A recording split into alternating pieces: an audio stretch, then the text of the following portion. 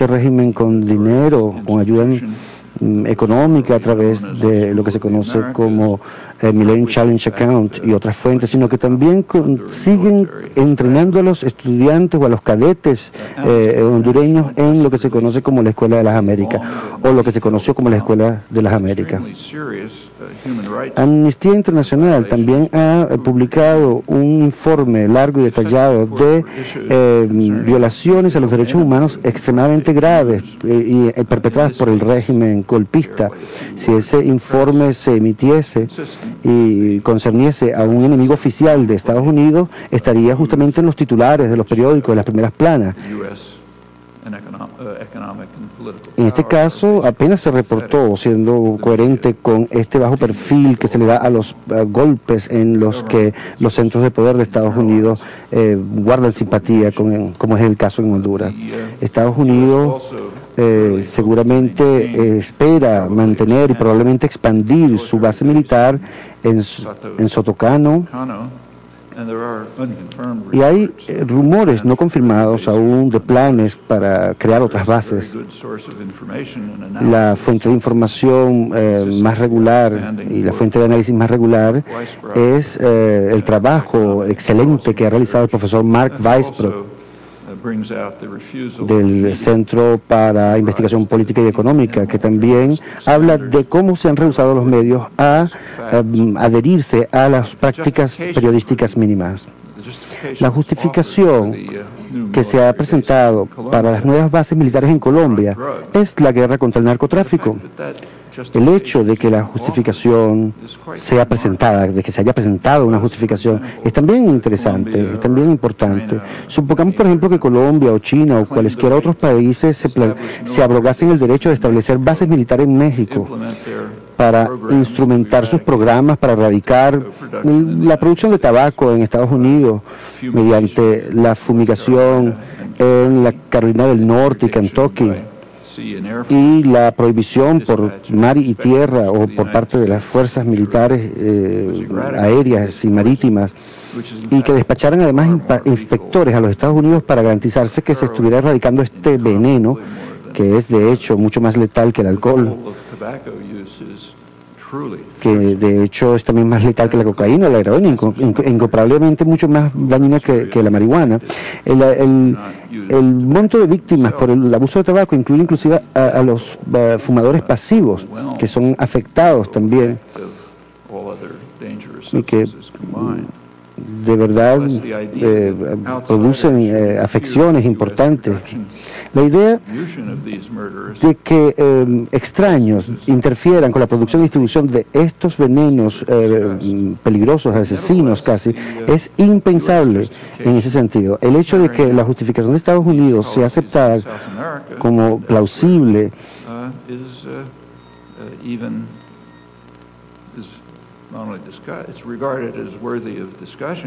es inclusive vista como digna de discusión, y esa es otra ilustración, otra ejemplificación de la profundidad de la mentalidad imperial y de cómo se ciñen aquella verdad de la doctrina de Tucídides, de que reza que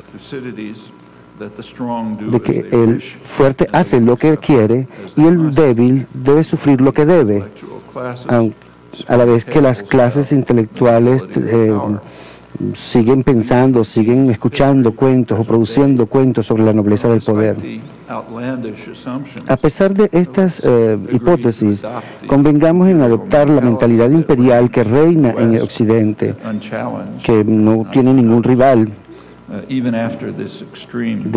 Inclusive después de esta concesión extrema, se requiere un esfuerzo verdaderamente real para tomar el pretexto de la guerra contra el narcotráfico como un pretexto serio, a la luz de simples hechos que vamos a decir. Por ejemplo, la guerra que se ha liberado por casi 40 años y de manera intensiva por una década en Colombia no ha tenido un impacto notable sobre el consumo de drogas o sobre los precios a nivel de calle.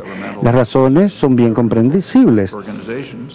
estudios realizados por organizaciones oficiales y cuasi oficiales establecen que hay buena evidencia de que la prevención y el tratamiento son mucho más efectivas que las medidas forzosas de reducir el consumo de drogas. Un estudio importante ha hallado que la prevención y el tratamiento es 10 veces más efectiva que la prohibición de las drogas y 23 veces más efectivas que estas medidas, estas operaciones extraterritoriales desde el lado del proveedor, tales como la fumigación en Colombia.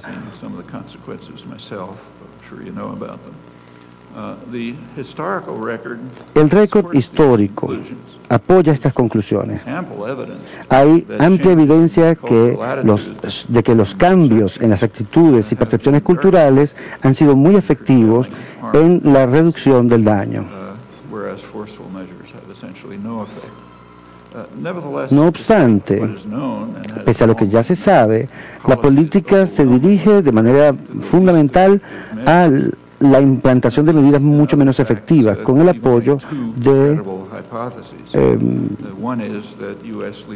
instituciones doctrinales. Hay otros hechos, ¿verdad?, que pueden llevarnos a otras hipótesis. El propósito de la guerra antidrogas es muy diferente a lo que se ha proclamado.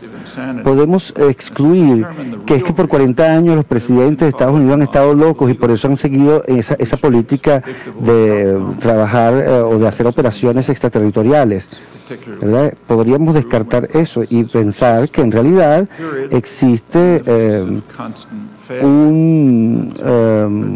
una actitud, ¿verdad?, que es la de la intervención por esa vía con ese pretexto.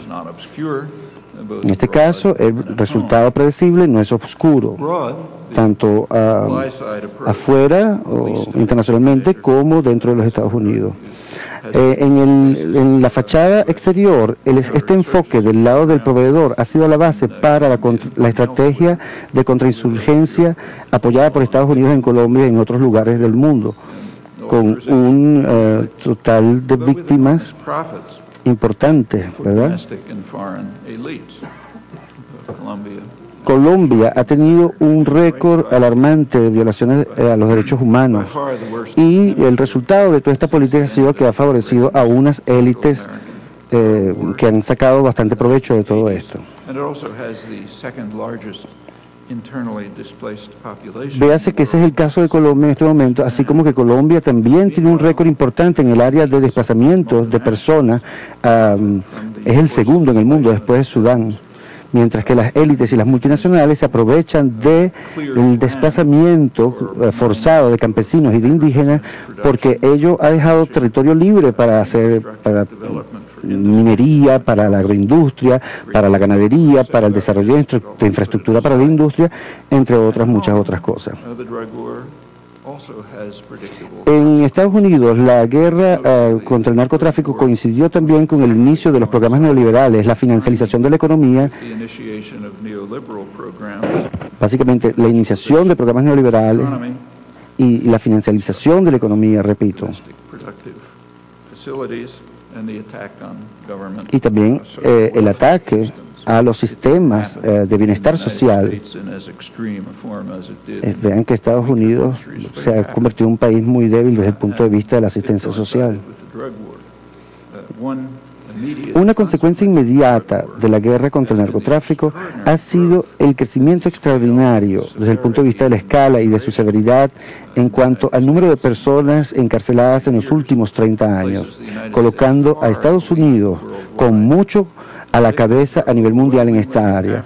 Las víctimas son fundamentalmente personas afrodescendientes del sexo masculino y de otras minorías también, muchos de los cuales son sentenciados por cargos que no involucran víctimas.